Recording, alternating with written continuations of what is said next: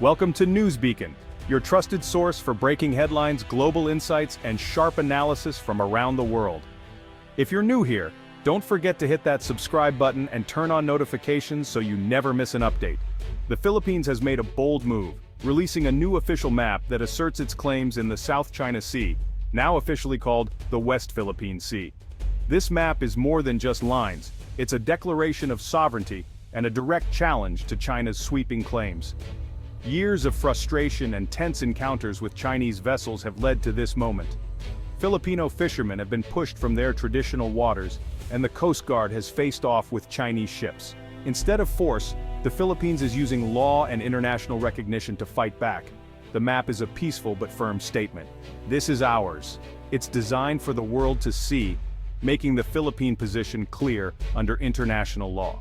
The timing is crucial. Tensions are high and the Philippines is strengthening alliances, especially with the US and other Southeast Asian nations. By publishing the map now, the Philippines signals it won't be intimidated. This is a strategic move in a geopolitical contest where maps can be as powerful as warships.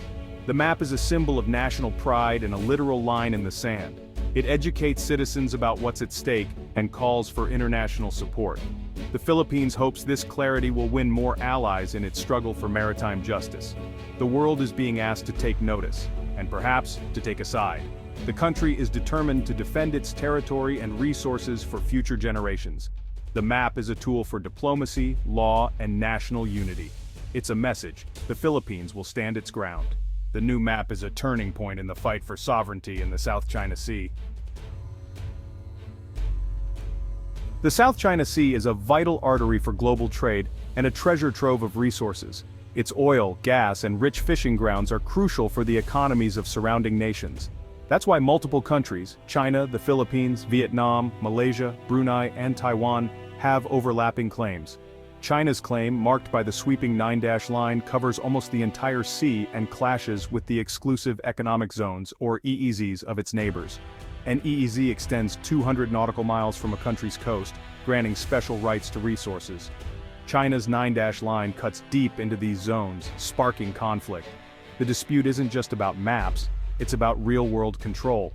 China has built artificial islands, installed military facilities, and uses Coast Guard and militia ships to assert dominance. These actions intimidate neighboring fishermen and escalate tensions. Smaller nations see this as a violation of international law, specifically the United Nations Convention on the Law of the Sea, or UNCLOS.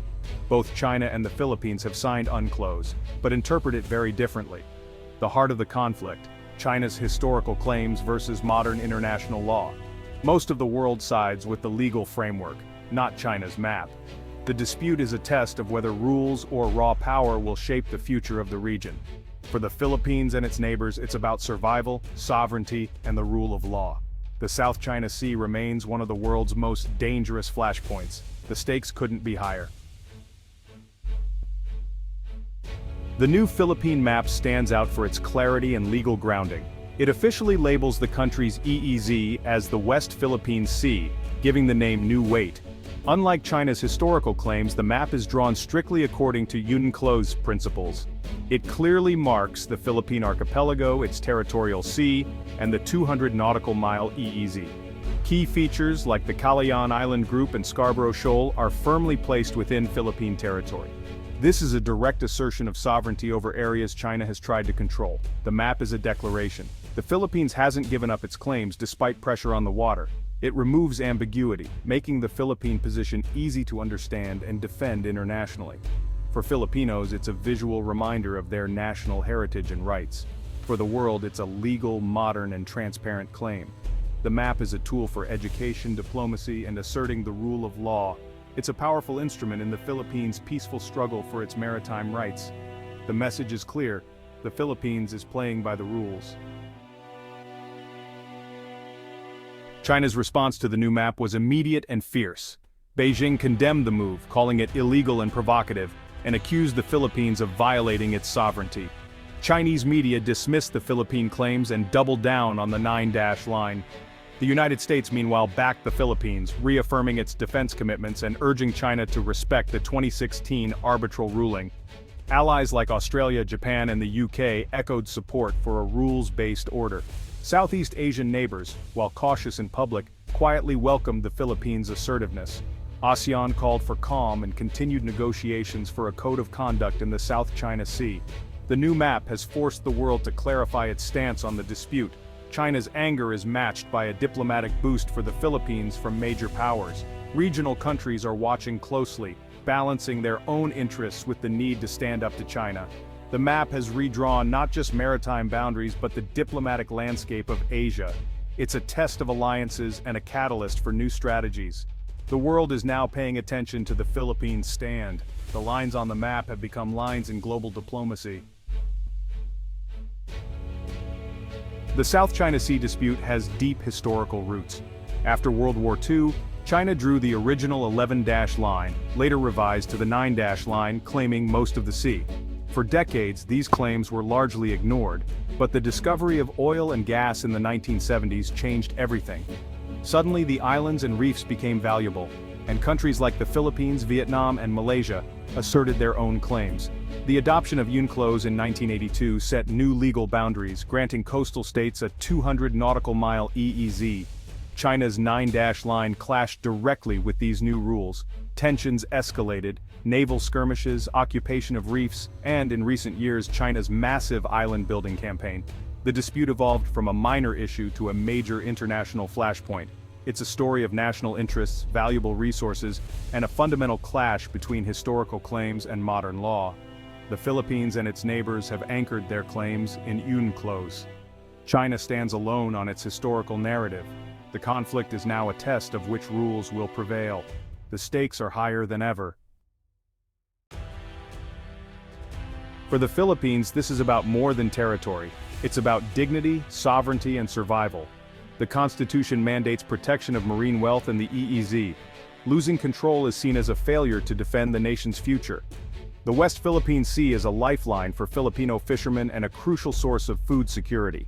Chinese interference directly harms coastal communities and threatens national energy prospects. The area's oil and gas could reduce dependence on imports and fuel economic growth. The 2016 arbitral ruling was a legal and moral victory for the Philippines, affirming its rights and rejecting China's 9-dash line. The new map turns that legal win into a clear visual claim. It's a tool for rallying allies and strengthening foreign policy. The Philippines is building coalitions, balancing firmness with diplomacy. The challenge: stand up to China while maintaining essential ties. How the country navigates this will define its regional role for years. The map is a symbol of resolve and a strategy for the future. It's about securing resources, rights, and respect on the world stage. The stakes are national survival and pride. The new map is already rippling across the region. In the short term, expect more Chinese patrols and possible confrontations at sea. China may use economic pressure to intimidate the Philippines and deter others, but the move could inspire Vietnam, Malaysia, and others to assert their own claims more boldly. The Philippines has set a template for using law and diplomacy, not just force. If others follow, China faces a more united front. Major powers like the US will likely increase naval operations and joint exercises with the Philippines and allies. The risk of miscalculation rises as the region becomes more militarized. Diplomacy will remain crucial, with the Code of Conduct negotiations taking on new urgency. The Philippines and its supporters will push for rules consistent with UNCLOS and the 2016 ruling.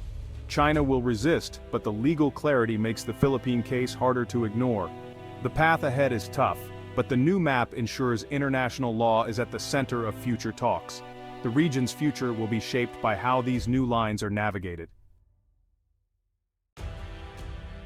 Beyond politics, the dispute has a human face: Filipino fishermen. For generations, they've relied on waters like Scarborough Shoal, now patrolled by Chinese ships. Many are chased away, their livelihoods threatened, their families struggling. The economic impact is severe: less catch, higher costs, and rising fish prices for all Filipinos. The West Philippine Sea is vital for national food security. The new map is a promise that the government is fighting for these communities. It's not just about sovereignty, it's about putting food on the table. The courage of these fishermen inspires the nation. Their struggle highlights what's truly at stake: the right to live and work in their own waters. The map is a commitment to protect their future. The new map is not a call to arms but a call for peace and clarity. The Philippines is betting on law, not force, to resolve the dispute. UNCLOS provides the rules. The map is an expression of faith in that system.